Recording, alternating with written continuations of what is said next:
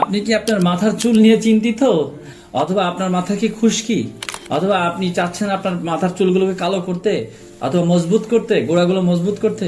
তাই আপনার কথা চিন্তা করে আলখেদমা ন্যাচারাল কেয়ারের একটি প্রোডাক্ট, সেটা হচ্ছে আলখেদমা ন্যাচারাল কেয়ারের অ্যালোভেরা শ্যাম্পু, যেটা ন্যাচারাল ভাবে অ্যালোভেরা দিয়ে ন্যাচারাল ভাবে তৈরি করা হয়েছে, ঘরোয়া ভাবে।